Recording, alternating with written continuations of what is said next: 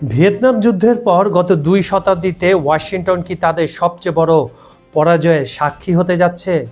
গত 28শে ফেব্রুয়ারি যখন operation epic Fury শুরু হয়েছিল, তখন হয়তো তেল আবিব ভেবেছিল তারা একতরফা বিজয় ছিনিয়ে নেবে। কিন্তু যুদ্ধের 17তম দিনে এসে দৃশ্যপট আজ সম্পূর্ণ ভিন্ন। মধ্যপ্রাচ্যের তপ্ত বালু আজ মার্কিন আর ইসরায়েলের দাম্ভিকতার শেষ পরিণতি হয়েছে। ভিয়েতনাম যুদ্ধের পর গত 2 শতাব্দীতে ওয়াশিংটন কি তাদের সবচেয়ে বড় পরাজয়ের সাক্ষী হতে যাচ্ছে? গত 28শে ফেব্রুয়ারি যখন অপারেশন এপিক ফিউরি শুরু হয়েছিল, তখন হয়তো ওয়াশিংটন ও তেল আবিব ভেবেছিল তারা একতরফা বিজয় ছিনিয়ে নেবে।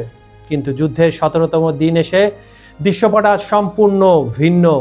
মধ্যপ্রাচ্যের তপ্ত বালু আজ মার্কিন আর ইসরায়েলের দাম্ভিকতার শেষ পরিণতি হয়েছে। হোয়াইট হাউস আজ কাঁপছে ইরানি সিংহের গর্জনে, সঙ্গে তেল আবিবও। শুধু তাই নয়, রুশ গোয়েন্দা তথ্যে উঠে এসেছে এক বিস্ফোরক সত্য। ইসরায়েলের অপরাজয় থাকার মিথ কি চিরতরে ভেঙে গেল? কেন নেতানিয়াহুর ভিডিও নিয়ে এআই বিতর্কের ঝড় আবার উঠেছে? আর মার্কিন অহংকার ইউএস জেরার্ড ফোর্ড রণতরীতে কেন নৌসেনাদের মেঝেতে ঘুমাতে হচ্ছে? খবর সংযোগের টপ নিউজের আজকের ভিডিওতে আমরা শুনবো সেই সব ধামাচাপা দেওয়া সত্য যা পশ্চিমা মিডিয়া আপনাকে দেখাতে চায় না। পুরো ভিডিওটি না দেখলে আপনি হয়তো সমকালীন বিশ্ব রাজনীতির এই বিশাল পালাবদলটি কখনোই বুঝতে পারবেন না। চলুন সরাসরি চলে যাই মূল আলোচনায়। ইতিহাসের সবচেয়ে বড় ভুলটি বোধহয় করেই ফেলেছে ওয়াশিংটন আর তেল আবিব। গত 28শে ফেব্রুয়ারি যখন অপারেশন এপিক ফিউরির নামে নগ্ন আগ্রাসন শুরু হয়েছিল, তখন হয়তো তারা ভেবেছিল এটি হবে একতরফা কোনো বিজয়। কিন্তু দৃশ্যপট আজ সম্পূর্ণ উল্টো। মধ্যপ্রাচ্যের তপ্ত বালু আজ মার্কিন আর ইসরায়েলি দাম্ভিকতার শেষ পরিণতির দিকে ধীরে ধীরে যত দিন যাচ্ছে যুদ্ধ একদম শেষ পর্যায়ে নিয়ে যাচ্ছে। ভিয়েতনাম যুদ্ধের পর গত 2 শতাব্দীতে এমন শোচনীয় পরাজয়ের মুখোমুখি আর কখনো হয়নি মার্কিন যুক্তরাষ্ট্র। ইরানের দুর্ভেদ্য প্রতিরোধ ক্ষমতা বুঝতে তারা যে কতটা ব্যর্থ হয়েছে তার প্রমাণ এখন 17 দিন হয়ে যাওয়া রণক্ষেত্রের ধ্বংসস্তূপ দেখলে সহজেই বোঝা যায়। মধ্যপ্রাচ্যে যে 27টা বেস ছিল আমেরিকা, তা এখন বালুর সঙ্গে মিশে গেছে। ইরানের ড্রোন আর মিসাইল হামলায় মধ্যপ্রাচ্যের তথাকথিত নিরাপদ মার্কিন ঘাঁটিগুলো আজ বিধ্বস্ত। পরিস্থিতি এমন পর্যায়ে পৌঁছেছে, মার্কিন সেনারা এখন প্রাণ বাঁচাতে পালিয়ে বেড়ানোর পথ খুঁজছে। তাদের দশা এখন ঠিক সেই প্রবাদের মতো, ছেড়ে দেমা কেঁদে বাঁচি। পরাজয় নিশ্চিত জেনে ট্রাম্প প্রশাসন এখন মরিয়া হয়ে যুদ্ধবিরতির পথ খুঁজছে। রাশিয়ার প্রেসিডেন্ট পুতিনের দরজায় কড়া নাড়া থেকে শুরু করে ওমানের কাছে মধ্যস্থতার আকুতি সবই এখন ওপেন সিক্রেট। কিন্তু ইরান স্পষ্ট জানিয়ে দিয়েছে অন্যায় আর ধ্বংসলীলার কোনো ছাড় নেই। তেহরান থেকে আসা 3টি শর্ত এখন হোয়াইট হাউসের গলার কাটা। নাম্বার 1, পশ্চিম এশিয়া থেকে প্রতিটি মার্কিন ঘাঁটি পুরোপুরি অপসারণ। নাম্বার 2, আন্তর্জাতিক আইনে ইরানের সমস্ত বৈধ অধিকার ফিরিয়ে দেওয়া। নাম্বার 3, যুদ্ধের ক্ষয়ক্ষতি ও প্রাণহানির জন্য পর্যাপ্ত ক্ষতিপূরণ প্রদান। এমনকি পশ্চিমা সংবাদ মাধ্যমগুলোও এখন সত্য লুকাতে পারছে না। লন্ডনের দ্য ডেইলি টেলিগ্রাফ পরিষ্কার লিখেছে, ট্রাম্প এমন এক দেশের ভাগ্য নিয়ে জুয়া খেলছেন যে দেশ সম্পর্কে তার ন্যূনতম ধারণা নেই, ছিল না। অন্যদিকে দ্য ওয়াশিংটন পোস্ট বলছে, সংযুক্ত আরব আমিরাতের মতো স্থিতিশীলতার মরুদ্যান আজ যুদ্ধের ভয়াবহতায় কাঁপছে। ইরান প্রমাণ করে দিয়েছে শুধু আধুনিক অস্ত্র নয়, বরং দেশপ্রেম আর সুপরিকল্পিত প্রস্তুতি থাকলে যে কোনো সাম্রাজ্যবাদী শক্তিকে ধুলোয় মিশিয়ে দেওয়া সম্ভব।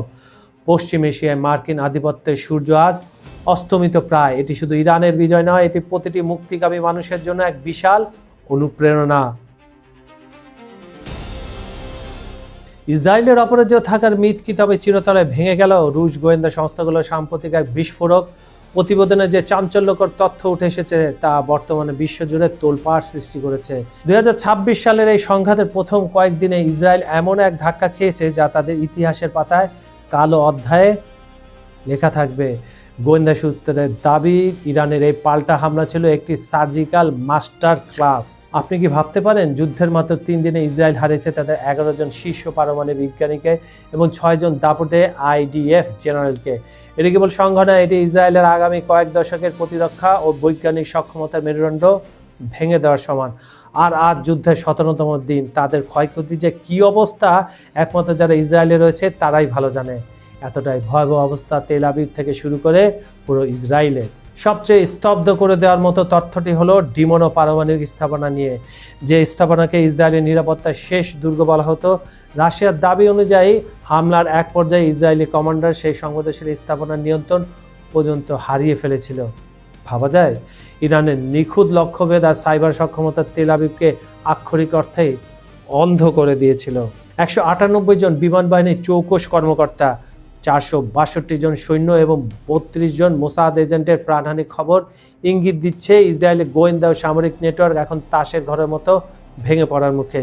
ইরান কিভাবে এই অসাধ্য সাধন করলো? সামরিক বিশ্লেষকরা বলছেন এটা ছিল অত্যাধুনিক নজরদারি ও অপ্রতিরোধ্য গোয়েন্দা কৌশলের এক মেলবন্ধ, যা ইসরায়েলি ডিফেন্স সিস্টেমকে সম্পূর্ণ অকেজো করে দিয়েছিল এবং এখনও দিচ্ছে।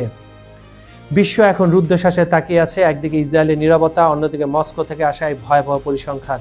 সব মিলিয়ে পরিষ্কার হয়ে যাচ্ছে মধ্যপ্রাচ্যে ক্ষমতার ভারসাম্য চিরতরে বদলে গেছে।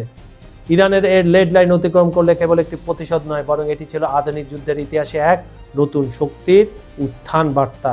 ইসরায়েলের ভেতর আসলে কি ঘটছে যা বিশ্ব গণমাধ্যম আমাদের দেখাচ্ছে না? সম্প্রতি জার্মান রাজনীতিবিদ ফ্রান্স গ্যাসম্যানের কিছু চাঞ্চল্যকর দাবি পুরো বিশ্বকে নাড়িয়ে দিয়েছে। তেল আবিবে থাকা তার নিজস্ব সূত্রের বরাত দিয়ে তিনি এমন কিছু তথ্য সামনে এনেছে যা শুনলে আপনি শিউরে উঠবেন। নেতানিয়াহু সরকার কি তবে সেন্সরশিপের আড়ালে বড় কোনো সত্য ধামাচাপা দিচ্ছে? পাসম্যানের দাবি অনুযায়ী আধুনিক শহর তেল আবিব এখন দেখতে অনেকটা ধ্বংসপ্রাপ্ত ফিলিস্তিনের সেই জায়গার মতো হয়ে গেছে। ইসরায়েলদের মনে গেঁথে গেছে চরম আতঙ্ক। পুরো জাতি এখন টোটাল প্যানিক মোডে। কিন্তু ভয়াবহতা শুধু বাইরে নয়, ভেতরেও। সেখানে সাধারণ মানুষ এখন একে অপরের খাবার ও সম্পদ ছিনিয়ে নিচ্ছে। সামাজিক শৃঙ্খলা পুরোপুরি ভেঙে পড়েছে এবং মানুষ নিজের ভাই বন্ধুর সাথেই বিবাদে জড়িয়ে পড়ছে। সবচেয়ে ভয়ানক তথ্য হলো এই ধ্বংসলীলা ভিডিও ধারণ করার চেষ্টা করলেই ইসরায়েলি নাগরিকদের উপর নেমে আসছে লাঞ্ছনা আর গ্রেপ্তারের খড়গ। মানুষ এখন প্রাণে বাঁচতে দেশ ছেড়ে পালাতে চাইছে, কিন্তু আইডিএফ সাধারণ জনগণকে এক প্রকার বন্দি করে রেখেছে, যেন এক অদৃশ্য খাঁচায় পুরো দেশ এখন ছটফট করছে। মার্কিন নৌবাহিনীর সর্বাধুনিক ও বিশালাকৃতি বিমানবাহী রণতরী ইউএস জেরার্ড ফোর্ড গত সপ্তাহে এক ভয়াবহ অগ্নিকাণ্ডের ঘটনা ঘটেছিল। নিউ ইয়র্ক টাইমসের প্রতিবেদন বলছে রণতরীটির লন্ড্রি সেকশনে লাগাই আগুনে টানা 30 ঘন্টারও বেশি সময় ধরে জ্বলতে থাকে। ধোঁয়ার কারণে বেশ কয়েকজন নৌসেনা অসুস্থ হয়ে পড়েছেন এবং অত্যন্ত 2 নাবিক আহত হয়েছেন বলে নিশ্চিত করা হয়েছে। যদিও নৌবাহিনী দাবি করেছে এটি কোনো যুদ্ধকালীন হামলা নয় এবং রণতরীটির সামরিক কার্যক্রম ব্যাহত হয়নি, তবে বাস্তবের চিত্র বেশ ভিন্ন। অগ্নিকাণ্ডের ফলে অন্তত 600 নাবিক তাদের থাকার জায়গা হারিয়েছেন। পর্যাপ্ত সজ্জার অভাবে এই নৌসেনারা এখন রণতরীর ডাইনিং টেবিল বা মেজের উপর ঘুমাতে বাধ্য হচ্ছে।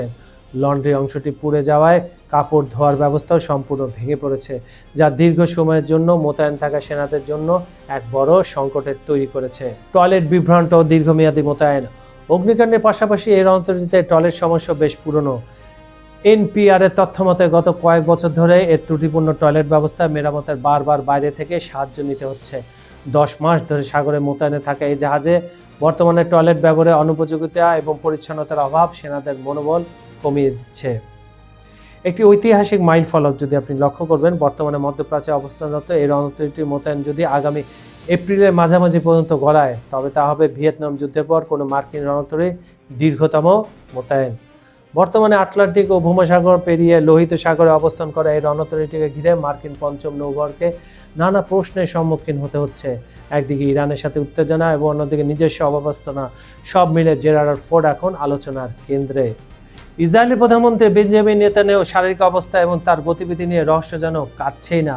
সম্প্রতি তার অফিসিয়াল এক্স, সাবেক যেটা টুইটার ছিল, অ্যাকাউন্টে প্রকাশিত একটি ভিডিও নতুন করে বিতর্কের জন্ম দিয়েছে। ভিডিওটিতে তাকে জেরুজালেমের রাস্তায় সাধারণ নাগরিকদের সাথে কথা বলতে দেখা গেল। নেটিজেনদের চোখে আটকে গেছে একটি ছোট্ট কিন্তু অদ্ভুত অসঙ্গতি। ভিডিওর একটি দৃশ্যে তার হাতে আংটি থাকলেও ঠিক কয়েক সেকেন্ড পরেই তা রহস্যজনকভাবে গায়েব হয়ে যায়। আংটি যখন উধাও, ভিডিও রহস্যময় সেই মুহূর্তটি। প্রায় 1.5 মিনিটের ওই ভিডিওর 27 থেকে 29 সেকেন্ডের মধ্যে ঘটে এক নাটকীয় ঘটনা। ভিডিও 27তম সেকেন্ডে নেতানিয়াহুর বাঁ হাতের আংটির যে অনামিকা ছিল সেই আংটিটা স্পষ্ট দেখা যাচ্ছিল, কিন্তু হাত নাড়ানোর সময় মাত্র 2 সেকেন্ড ব্যবধানে 29তম সেকেন্ডে দেখা যায় আংটিটি আর সেখানে নেই। এই ধরনের অসঙ্গতি বা গ্লিচ সাধারণত কৃত্রিম বুদ্ধিমত্তা বা এআই দিয়ে তৈরি ভিডিওতে দেখা যায়। এই ঘটনা সামাজিক যোগাযোগ মাধ্যমগুলোতে দ্রুত ছড়িয়ে পড়লে অনেকেই প্রশ্ন তুলেছেন, এই ভিডিওটা কি আদৌ বাস্তব নাকি এটাও এআই দিয়ে সাজানো কোনো প্রক্সি? এআই গ্রোকের উত্তর ও ক্রমাগত অসঙ্গতি। বিতর্ক আর উস্কে দিয়েছে এক্স এর নিজস্ব এআই চ্যাটবট গ্রোক। একজন ব্যবহারকারীর প্রশ্নের জবাবে গ্রোক জানিয়েছে এই ভিডিওটি এআই জেনারেটেড হওয়ার প্রবল সম্ভাবনা রয়েছে। এর আগেও নেতানিয়াহু প্রকাশিত ভিডিও কখনো 6টি আঙুল আবার কখনো কফি মগের তরল নড়াচড়া না করার মতো অদ্ভুত সব দৃশ্য ধরা পড়েছিল। বারবার এমন যান্ত্রিক ত্রুটি সামনে আসায় প্রধানমন্ত্রী কোথায় আছেন বা তিনি সুস্থ আছেন কিনা বা তিনি মারা গেছেন কিনা তা নিয়ে ধোঁয়াশা কাটছে না। বন্ধুরা, ইতিহাসের চাকা যখন ঘোরে তখন বড় বড় সাম্রাজ্যের দম্ভ বালির বাঁধের মতো ভেঙে পড়ে। আজ আমরা যা দেখছি তাকে কেবল একটি যুদ্ধ নাকি এক নতুন বিশ্ব ব্যবস্থার জন্ম। ভিয়েতনাম থেকে কাবুল আর আজ মধ্যপ্রাচ্যের তপ্ত মরুভূমি, দিন শেষে সত্য একটাই, কোনো আগ্রাসনই চিরস্থায়ী নয়। যখন প্রযুক্তির আড়ালে সত্যকে ঢেকে রাখার চেষ্টা করা হয়, যখন রণতলীর ডাইনিং টেবিলে বিশ্বের তথাকথিত সুপার পাওয়ারের সেনারা আশ্রয় খোঁজে, আর যখন এআই দিয়ে রাষ্ট্রনায়কদের অস্তিত্ব প্রমাণ করতে হয়, তখন বুঝতে হবে সময় বদলে গেছে। পরাশক্তি হওয়ার চেয়েও বড় শক্তি হলো আত্মবিশ্বাস আর দেশপ্রেম। ইরান যা করে দেখিয়েছে তা বিশ্ব রাজনীতির মানচিত্রকে হয়তো চিরতরে বদলে দিল, কিন্তু প্রশ্ন রয়ে যায় এই আগুনের শেষ কোথায়? বিশ্বকে এক ভয়াবহ তৃতীয় মহাযুদ্ধের দিকে এগোচ্ছে নাকি এই ধ্বংসস্তূপ থেকে জন্ম নেবে এক নতুন শান্তির সূর্য? আপনার কি মনে হয়, ওয়াশিংটন কি পারবে তাদের হারিয়ে যাওয়া দাপট ফিরে পেতে, নাকি ইসরায়েলের অজেয় থাকার মিথ চিরতরে শেষ হয়ে গেল? অলরেডি শেষ হয়ে গেছে। আপনার মূল্যবান মতামত আমাদের কমেন্ট বক্সে অবশ্যই জানান। আপনাদের প্রতিটি মন্তব্য আমাদের পরবর্তী গবেষণার অনুপ্রেরণা। আমাদের আজকের টপ নিউজের বিশ্লেষণটি যদি তথ্যবহুল মনে হয় তবে এখনই ভিডিওটি শেয়ার করে বিশ্ববাসীকে সত্য জানার সুযোগ করে দিন। আর আন্তর্জাতিক রাজনীতির পর্দার পেছনে খবর সবার আগে পেতে খবর সংযোগ সাবস্ক্রাইব করে বেল আইকনটি চেপে রাখুন। বিজ্ঞাপন ও প্রমোশনের জন্য ডেসক্রিপশন দেওয়া নম্বরে আপনারা যোগাযোগ করতে পারেন। আপনারা বিশ্বে কে কোন প্রান্ত থেকে আমাদের সাথে যুক্ত আছেন তা জানাতে ভুলবেন না। সৌদি আরব থেকে আমেরিকা কিংবা ইউরোপ থেকে কুয়েত, আপনাদের সবার ভালোবাসাই আমাদের শক্তি। আজ এই পর্যন্তই, দেখা হবে পরবর্তী ভিডিওতে বিশ্ব রাজনীতির নতুন কোনো রোমাঞ্চকর ইস্যু নিয়ে। ততক্ষণ পর্যন্ত সবাই ভালো থাকুন, সচেতন থাকুন এবং নিরাপদে থাকুন। আল্লাহ হাফেজ।